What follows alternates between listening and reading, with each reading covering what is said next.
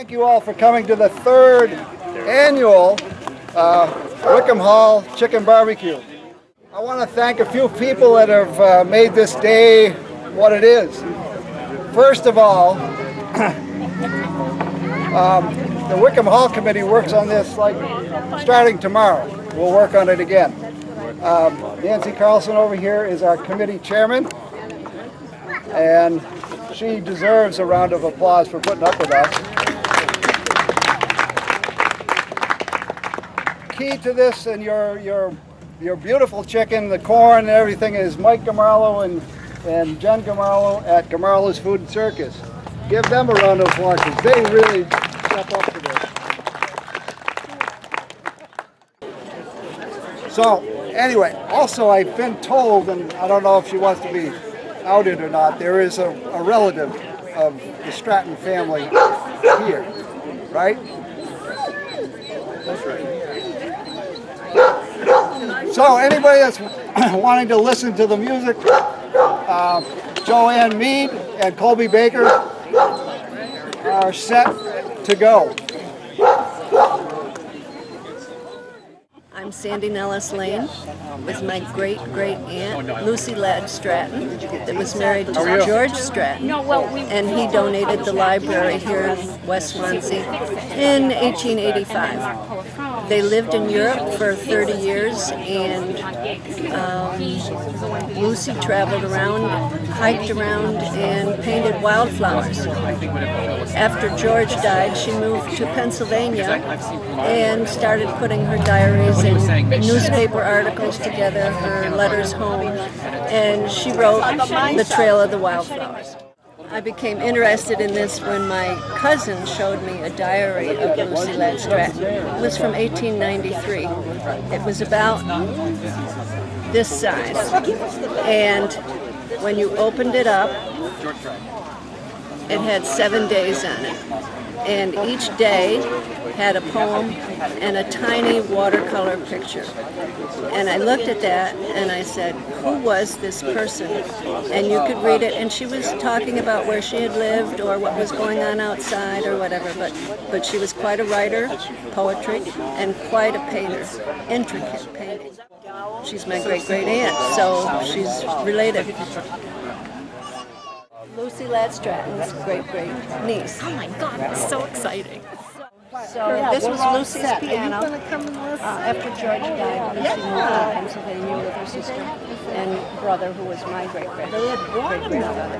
In any event, my cousin has the piano. So I have a video of her playing the piano and singing Darling Sister Pete. She's a retired music teacher. How old? How old?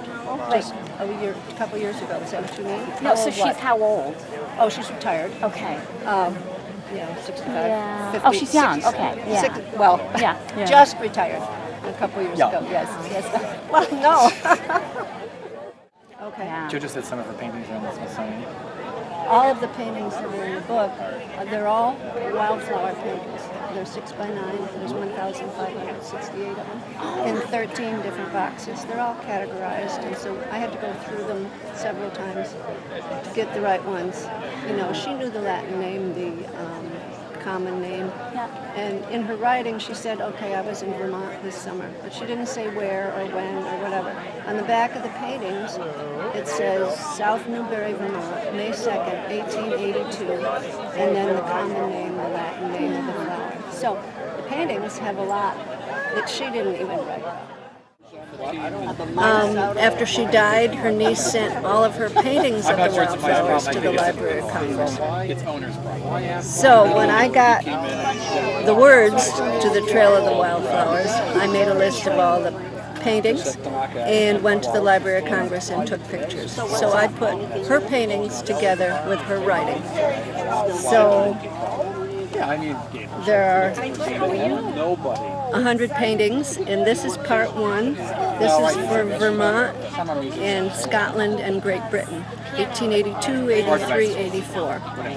Part 2 and Part 3 are still in the computer, but they will be similar. She went on to France, the Alps, and after George died, she came back to the United States and painted more flowers here. My Meyer. I'm a private historical consultant based in Keene, New Hampshire.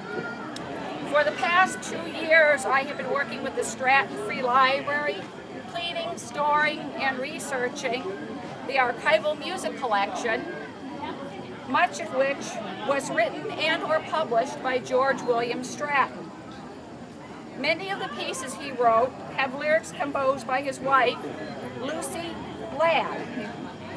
As the Stratton Free Library and Art Gallery, as it was originally called, approaches the 130th anniversary of its dedication on September 15th and 16th of 1885, the board of directors and I wanted to get some of George's music back out into public again to help raise awareness of its unique historical collection. For perhaps the first time in 115 years, his music is being performed again locally, starting out with Donna Morris and the Nelson Town Band, playing the Arizona Quick Step in July, and also out at the Potash Bowl. Prior to George's death in Berlin on October the 14th of 1901, George and Lucy gave lectures and concerts at both their home in Swanzey and at the library. The lectures often focused on the Stratton's travels in Europe, and the lecture portion often focused on Lucy's watercolors and oil paintings, 6 of which are still in the library and 5 of which are on display. One was recently returned to the library. We hope to have it up shortly.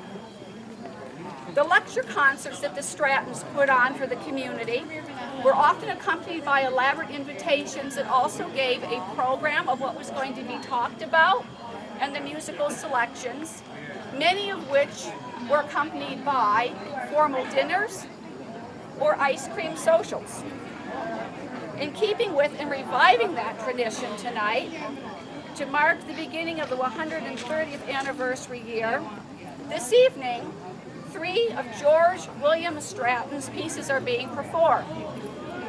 Donating their time, vocal and musical talents for us tonight, to my right are Joanne Mead, and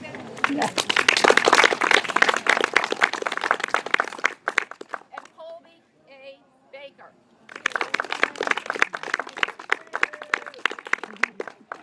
We also have in the audience tonight a special guest, Sandy Nellis Lane, the great-great-niece of both Lucy Ladd Stratton and her sister, Kate G.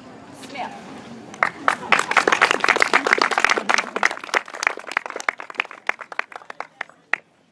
Joanne Mead is a well-known soprano soloist, voice teacher, and musical director. She performs in recital and concert, including opera, oratorio, and musical theater.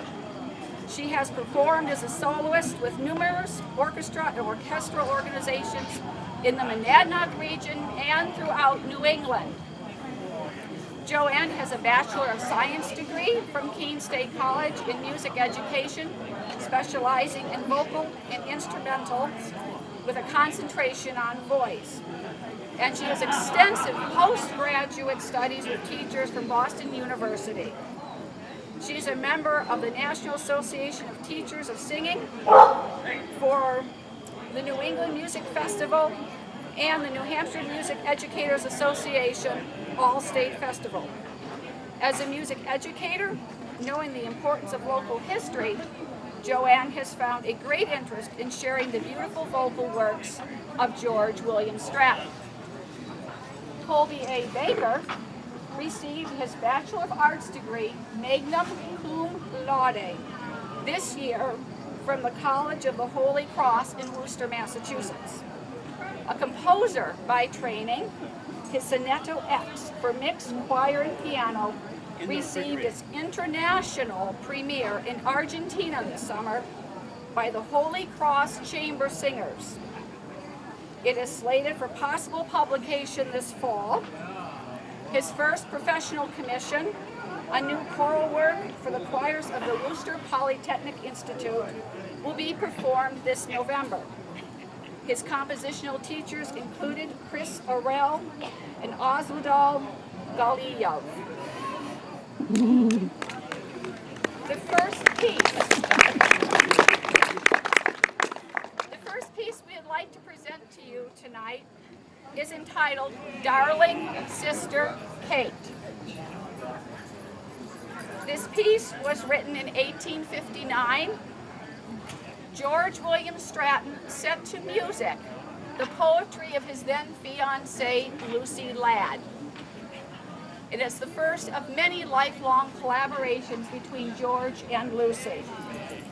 While we have no proof that this is part of their courtship, we have about a half dozen pieces of similar nature in the collection, all dating during their courtship times. And it was a very known common Victorian courting custom for the young men and women to write poetry and music together.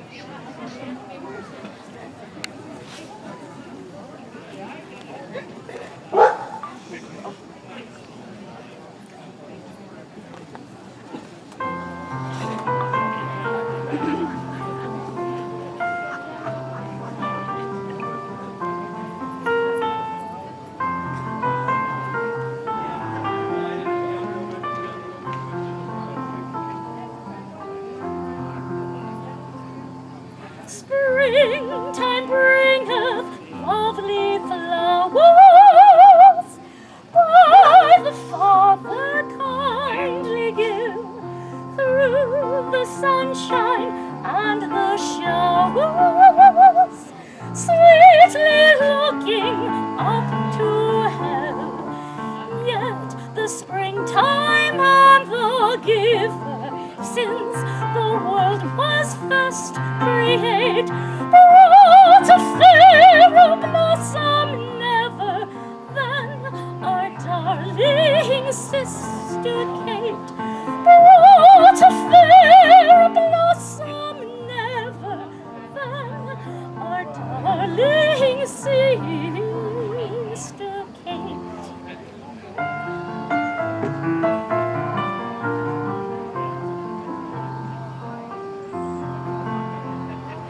In the deep sea pearls are gleaming all unseen by mortal eyes, out upon the dark waves beaming like the stars in midnight skies.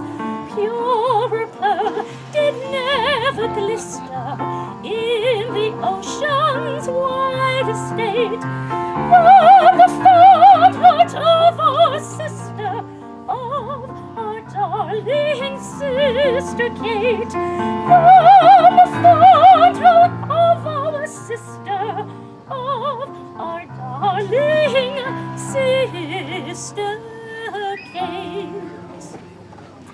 In the sky one star is burning, send sorrow more to rest, all the others round it turning, its changeless beaming blessed. Thus our heart shall leave thee never, but around the constant weight. Happy is the spouse forever, darling, darling sister Kate. Happy in thy spouse forever, darling, darling sister Kate.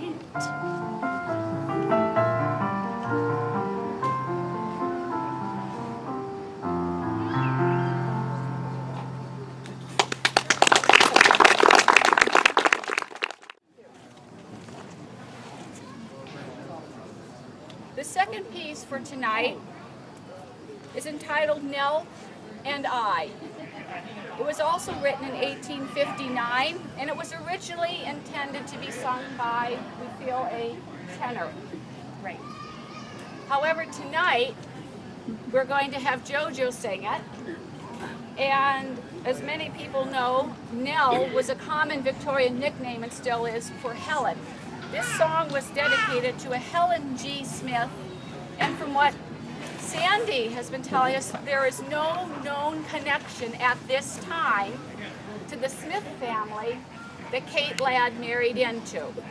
So if there's anybody here who has any genealogical clues for either of us, please come forward after the performance. All of the lyrics, the words to these songs, they're all very, very fit for the 1800s. They're very, very polite, very, very sweet, and just very delicate. This is Nell and I.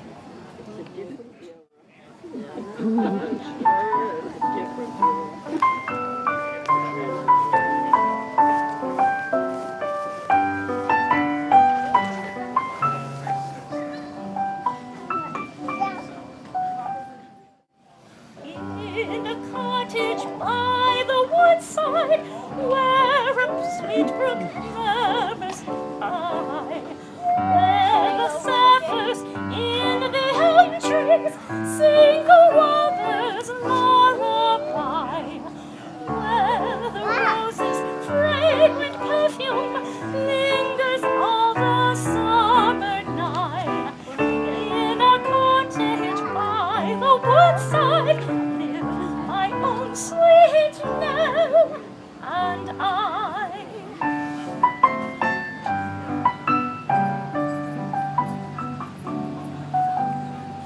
Rested knights and jeweled ladies in the palaces may dwell, and may live in golden splendor, and yet may not live so well. Prouder hearts may dwell in cities where the tall spires kiss the sky, yet they cannot live so fondly as my own sweet Nell and I.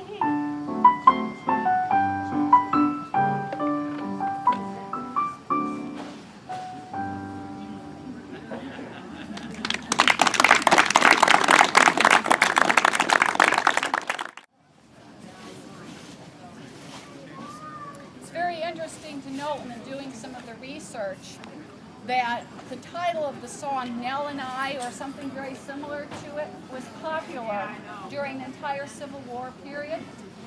And the well-known composer Stephen Foster wrote a song entitled Nell and I as well, which I found very interesting. The third piece we'd like to present to you tonight, From the Day That First I Met Thee, is one of George William Stratton's earliest published compositions. He wrote both the music and the lyrics for this in 1855, and this one is not dedicated to anyone. It was originally intended as a tenor and soprano duet. We are changing it just a tiny bit, and I'm going to be singing his part. And I'll sound like a girl.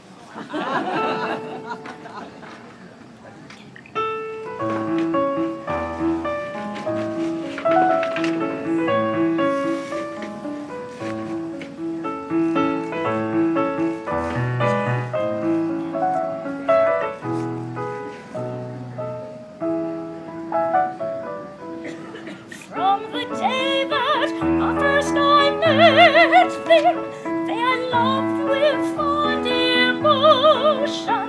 By these pines so grief beset me, hourly still I wait for thee.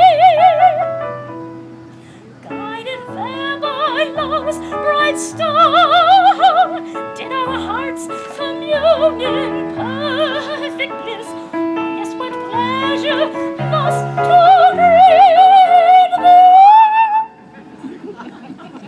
Ah, yes, what rapture thus to greet thee. Yes, what bliss again I greet thee. What bliss again I greet thee. What bliss again I greet thee from my secret wholly free.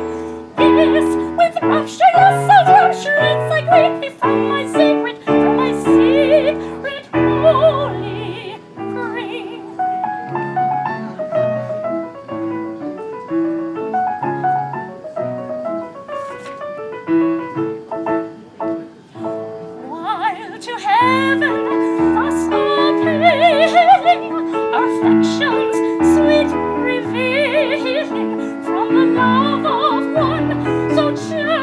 perish. It's cruel far to be. Guided there by love's bright star, did our hearts commune in perfect bliss. Yes, what pleasure must await thee! Ah, yes, what rapture thus to greet thee! Yes, what bliss again I greet thee! From bliss I wholly free. Ah, yes, with bliss again I greet thee from my secret wholly free. Yes, with rapture, yes, I rapture thee. I greet thee from my secret wholly free. From my secret wholly free.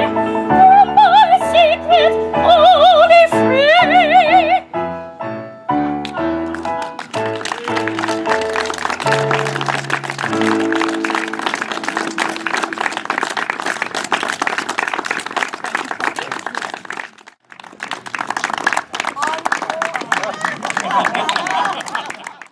Sandy does have, please come forward, Sandy,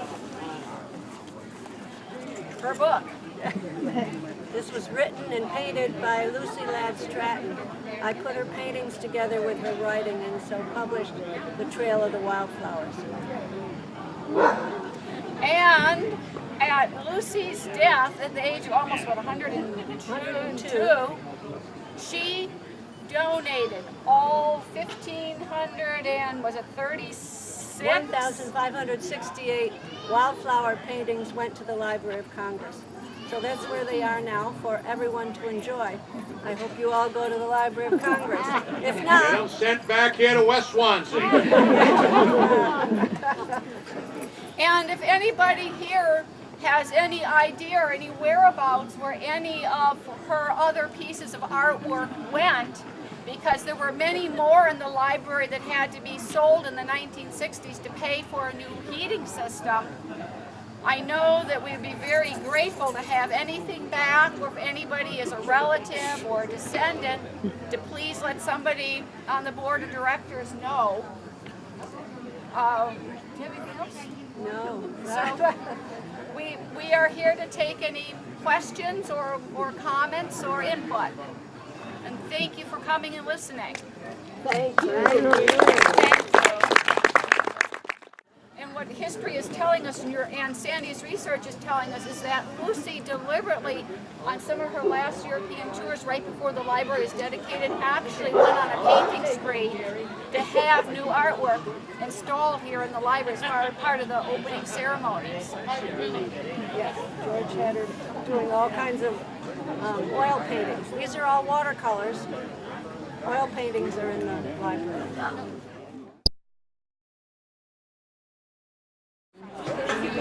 George sold pianos. He lived in Boston for a while. For 10 years after they were married in 1862.